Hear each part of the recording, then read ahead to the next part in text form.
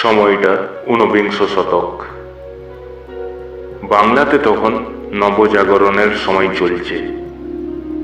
শিক্ষা, সাহিত্য, সংস্কৃতি, ধর্মসহ জীবনের প্রতিটি ক্ষেত্রে পরিবর্তনের ঢেউ আছড়ে পড়ছে। সমাজের সম্ভ্রান্ত ব্যক্তিরা পাশ্চাত্য শিক্ষার আলোকে আলোকপ্রাপ্ত হয়ে সমাজে আধুনিকতার আলোক সম্পাদ করে চলেছে।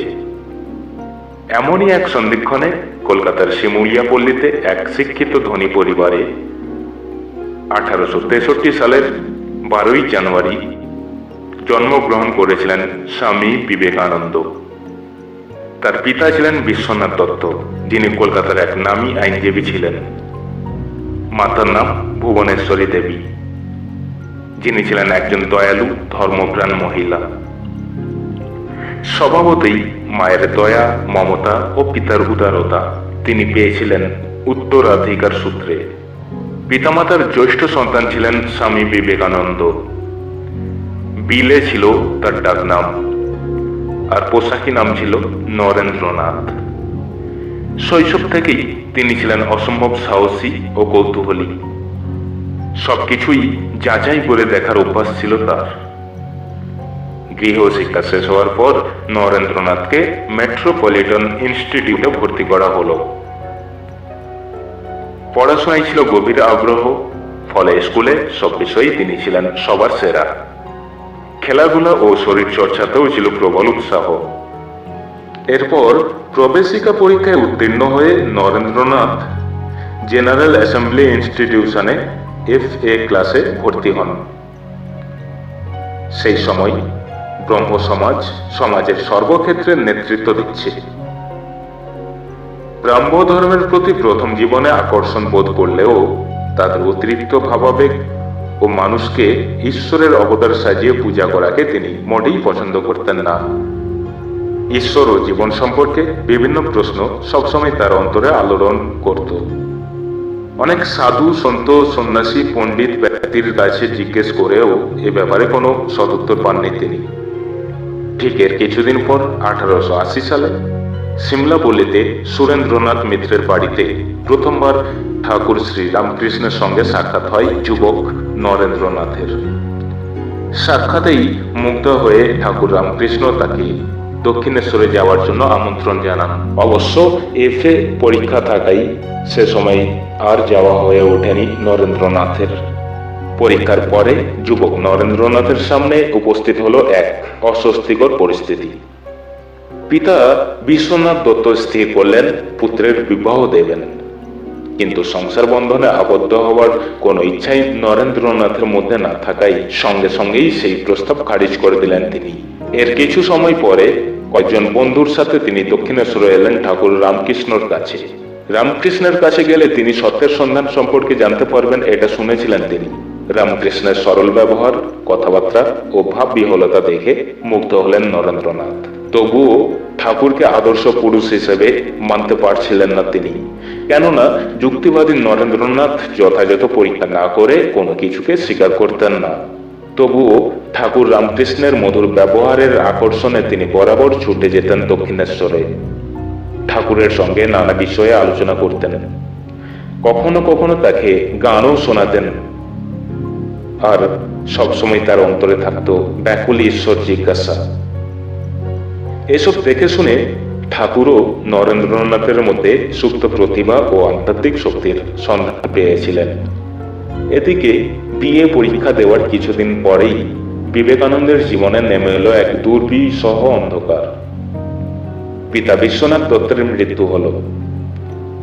ওকালতি ব্যবসায়ী প্রচুর উপার্জন করলেও মৃত্যুকালে সংসারের জন্য কিছুই সঞ্চয় রেখে যাননি, ফলে চরম বিপর্যয় নেমে এলো সংসারে। এই অবস্থায় সদ্য বিধবা জননী ও ছোট ভাই বোনেদের দুঃখ ভরা মুখ দেখে অন্তর্বেদনায় ভরে উঠত তার। শিশু সন্তানদের মুখে অন্ন জোগানোর জন্য মায়ের পরিশ্রম ও কষ্ট দেখে তিনি আর সহ্য করতে পারছিলেন না। ফলে চাকরির সন্ধানে পথে নামতে হলো নরেন্দ্রনাথকে। এর মধ্যে ঠাকুরের কাছে দক্ষিণেশ্বরে যেতেন। তার করুণ অবস্থা দেখে তার অন্তরের বেদনা উপলব্ধি করেছিলেন ঠাকুর রামকৃষ্ণ। তার একটা কর্মসংস্থান করে দেওয়ার জন্য নানা জনকে বলতে লাগলেন, অবশেষে ঠাকুরের আশীর্বাদে ও নরেন্দ্রনাথের চেষ্টায় কিছুদিনের মধ্যেই অ্যাটর্নি অফিসে নরেন্দ্রনাথের একটা চাকরি জুটল। তারও কিছুদিন পরে তিনি বিদ্যাসাগর মহাশয়ের মেট্রোপলিটন স্কুলে শিক্ষকতার চাকরি পেলেন। কিন্তু যার কর্মক্ষেত্র বিশ্ব মানবের কর্মশালায় সামান্য শিক্ষকতার চাকরি কিংবা সংসার বা অর্থ ইত্যাদির বন্ধনে তিনি আবদ্ধ থাকেন কি করে? ঠাকুরের প্রতি আকর্ষণ ক্রমশই বাড়তে লাগলো। ঠাকুর রামকৃষ্ণের দর্শন ও সঙ্গ পাওয়ার আশায় তিনি ব্যাকুল হয়ে দক্ষিণেশ্বরে ছুটে আসতেন। ঠাকুরও কথায় কথায় নির্দেশ করতেন, বিশ্বমানবের দুঃখ মোচনের জন্যই নরেন্দ্রনাথের আবির্ভাব হয়েছে। তিনি স্বর্গের সপ্তঋষির এক ঋষি। এর মধ্যে আরো একটি বিপর্যয় নেমে এলো নরেন্দ্রনাথের জীবনে। 1885 সালে ঠাকুর শ্রী রামকৃষ্ণের গলায় ক্যান্সার রোগ ধরা পড়ল। নরেন্দ্রনাথের উদ্যোগে ভক্তরা চিকিৎসার জন্য কাশীপুরে একটি ভাড়া বাড়িতে নিয়ে এলো ঠাকুর রামকৃষ্ণকে। পরবর্তীকালে কাশীপুর উদ্যানবাটি নামে এটি পরিচিত লাভ করেছে। ঠাকুর রামকৃষ্ণের সেবার জন্য বেশ কয়েকজন ভক্তরা রইলেন সেখানে। চাকরি ছেড়ে দিয়ে নরেন্দ্রনাথও মিলিত হলেন তাদের সঙ্গে এবং চিরদিনের মতো নিজেকে উৎসর্গ করলেন ঠাকুর রামকৃষ্ণের শ্রীচরণে। গুরু সেবার সঙ্গে সঙ্গে এখানে চলত সাধনা, ধ্যান ও শাস্ত্র চর্চা। রামকৃষ্ণকে ঘিরে উদ্যানবাটি হয়ে উঠল রামকৃষ্ণ ভক্ত শিষ্যদের আশ্রম। পরবর্তীকালে যে রামকৃষ্ণ সংঘ গঠিত হয়েছে, প্রকৃতপক্ষে এখানেই তার সূচনা হয়েছিল। ঠাকুর রামকৃষ্ণ তার আদর্শ ও উপদেশ জগতে প্রচারের জন্য শিষ্যদের মধ্যে 18 জনকে সন্ন্যাস প্রদান করেছিলেন। তাদের মধ্যে অন্যতম ছিল নরেন্দ্রনাথ অর্থাৎ স্বামী বিবেকানন্দ। ঠাকুর রামকৃষ্ণ সবচেয়ে বেশি ভালোবাসতেন তাকেই। 1886 খ্রিস্টাব্দের আগস্ট মাসে ঠাকুর রামকৃষ্ণ দেহ ত্যাগ করলেন। দেহ ত্যাগের পূর্বে তিনি তার আধ্যাত্মিক শক্তি নরেন্দ্রনাথকে সমর্পণ করে গিয়েছিলেন, যাতে তিনি তার রয়ে যাওয়া কাজগুলি সম্পাদন করতে পারেন। নরেন্দ্রনাথ গুরুর উদার ধর্মভাবনা, সর্বজীবের প্রতি সেবা, সর্বধর্ম সমন্বয়ের আদর্শকে আত্মস্থ করেছিলেন। এবার তার দৃষ্টি নিবদ্ধ হল বৃহত্তর ভারতবর্ষের দিকে। এরপর একদিন নরেন্দ্রনাথ তার সতীর্থদের পরামর্শ দিলেন, এবারে ঠাকুরের আদর্শ প্রচারে নামতে হবে। ভারতবর্ষের কোটি কোটি নরনারীর মধ্যে গিয়ে ঠাকুরের কথা শোনাতে হবে।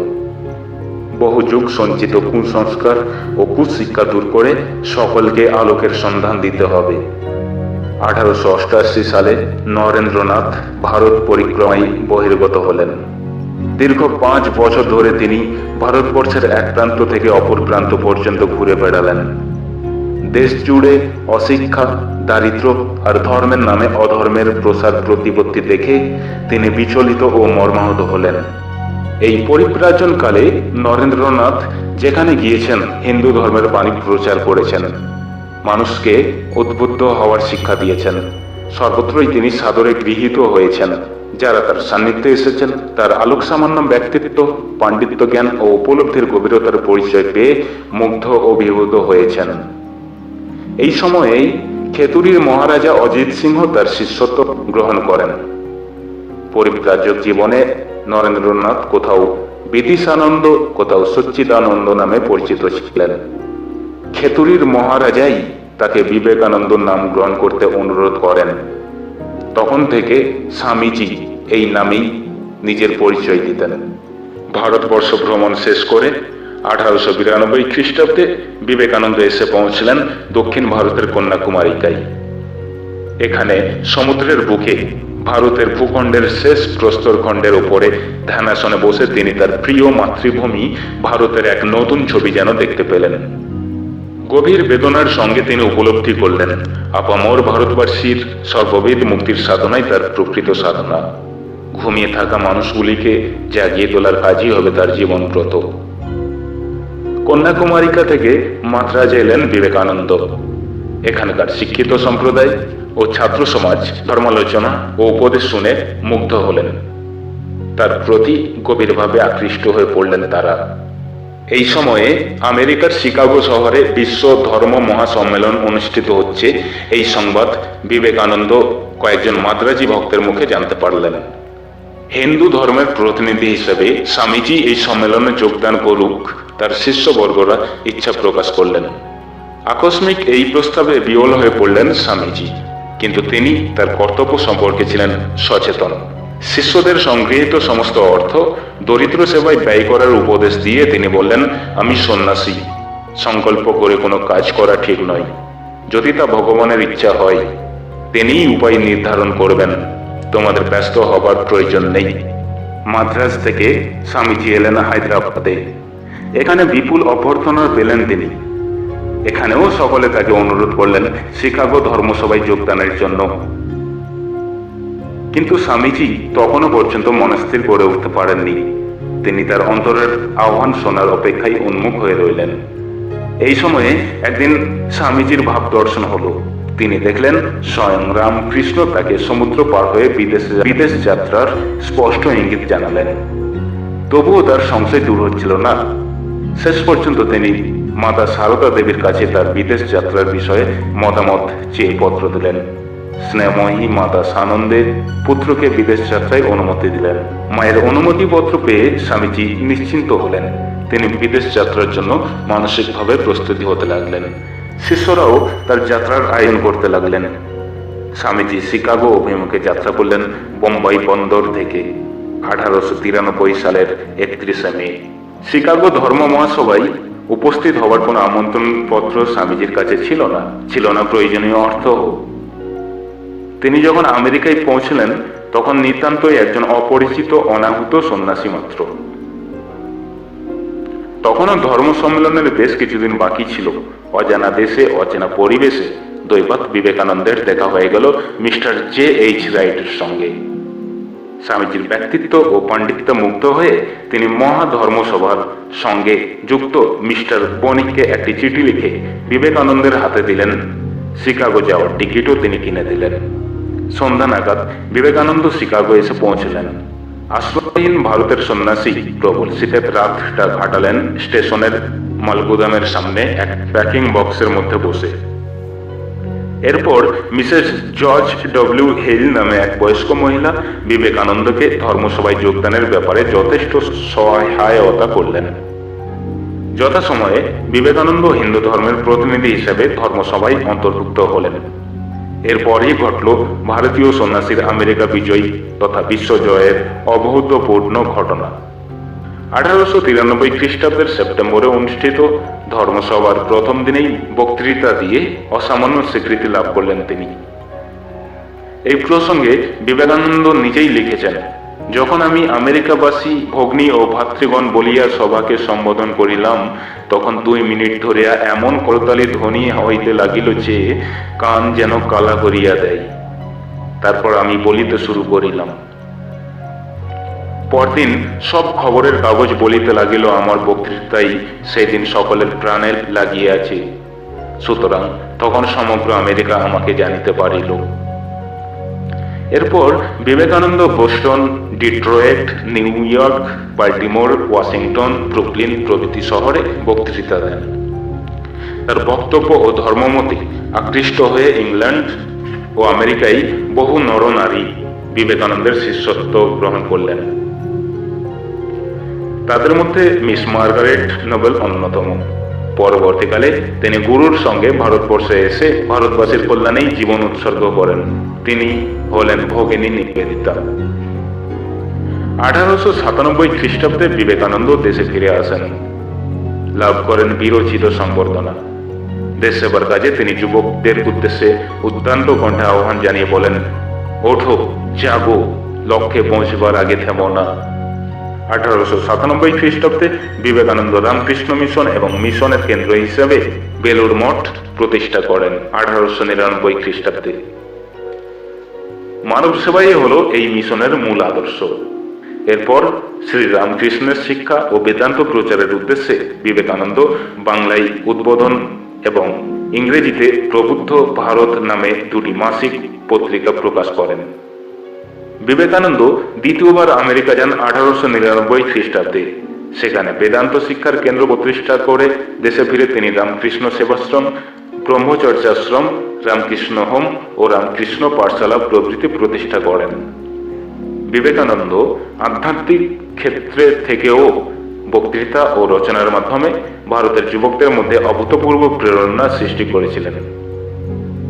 পরোক্ষভাবে পরাধীন দেশের রাজনৈতিক ক্ষেত্রেও তার গভীর প্রভাব সঞ্চারিত হয়েছিল। বস্তুত বিবেকানন্দই ছিলেন আধুনিক ভারতের অন্যতম স্রষ্টা। দেশকে নতুন জাতীয়তা ও মানবতাবাদে উদ্বুদ্ধ করেছেন বিবেকানন্দ। সংস্কার ও আচারের আবরণ মুক্ত করে ভারত আত্মার প্রকৃত স্বরূপকে জাগ্রত করেন। বিশ্ব মানবতার অঙ্গনে ভারতের শ্রেষ্ঠত্বকে প্রতিষ্ঠা করেছেন। বিশ্বের সম্মুখে তিনি উপনিষদের বাণীকেই তুলে ধরেছিলেন। বলেছিলেন, মানুষের অন্তরে যে দেবত্ব আছে তাকে জাগিয়ে তোলাই মানুষের শ্রেষ্ঠ ধর্ম। বাংলা সাহিত্যেও বিবেকানন্দের দান অসামান্য। সরল কথ্য ভাষার অন্যতম প্রধান প্রচারক তিনি। অত্যাধিক পরিশ্রমে বিবেকানন্দের শরীর ভেঙে পড়েছিল। শেষ দিকে তিনি বেশিরভাগ সময়ই ধ্যানমগ্ন অবস্থায় কাটাতেন। 1902 খ্রিস্টাব্দের 1 জুলাই রাত 9:50 এই ধ্যানের মধ্যেই তিনি দেহত্যাগ করেন। এই সময় তার বয়স হয়েছিল মাত্র 39 বছর 6 মাস।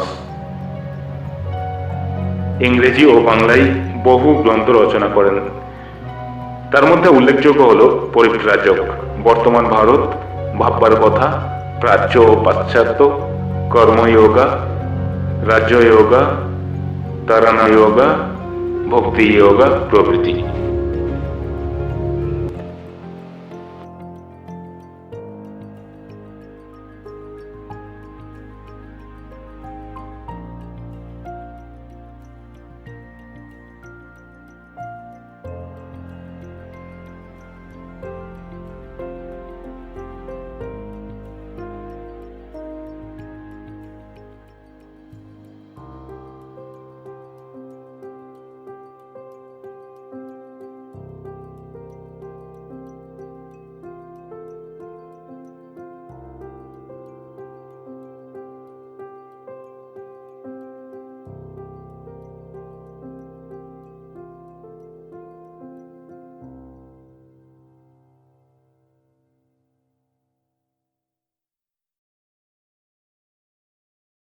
Sisters and brothers of America, it fills my heart with joy unspeakable to rise in response to the warm and cordial welcome which you have given us.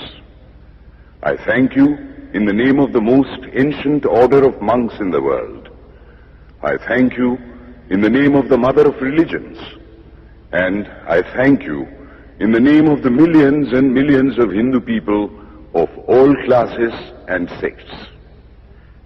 My thanks also to some of the speakers on this platform who, referring to the delegates from the Orient, have told you that these men from far-off nations may well claim the honor of bearing to different lands the idea of toleration. I am proud to belong to a religion which has taught the world both tolerance and universal acceptance. We believe not only in universal toleration, but we accept all religions as true. I am proud to belong to a nation which has sheltered the persecuted and the refugees of all religions and all nations of the earth. I am proud to tell you that we have gathered in our bosom the purest remnant of the Israelites who came to southern India and took refuge with us in the very year in which their holy temple was shattered to pieces by Roman tyranny. I am proud to belong to the religion which has sheltered and is still fostering the remnant of the grand Zoroastrian nation. I will quote to you, brethren, a few lines from a hymn which I remember to have repeated from my earliest boyhood, which is every day repeated by millions of human beings. As the different streams, having their sources in different places, all mingle their water in the sea, so, O Lord, the different paths which men take through different tendencies, various though they appear, crooked or straight, all lead to Thee. The present convention, which is one of the most august assemblies ever held, is in itself a vindication, a declaration to the world of the wonderful doctrine preached in the Gita. Whosoever comes to me, through whatsoever form, I reach him. All men are struggling through paths which in the end lead to me. Sectarianism, bigotry, and its horrible descendant, fanaticism, have long possessed this beautiful earth. They have filled the earth with violence, drenched it often and often with human blood, destroyed civilization, and sent whole nations to despair. Had it not been for these horrible demons, human society would be far more advanced than it is now. But their time is come, and I fervently hope that the bell that tolled this morning in honor of this convention may be the death knell of all fanaticism, of all persecutions with the sword or with the pen, and of all uncharitable feelings between persons wending their way to the same goal.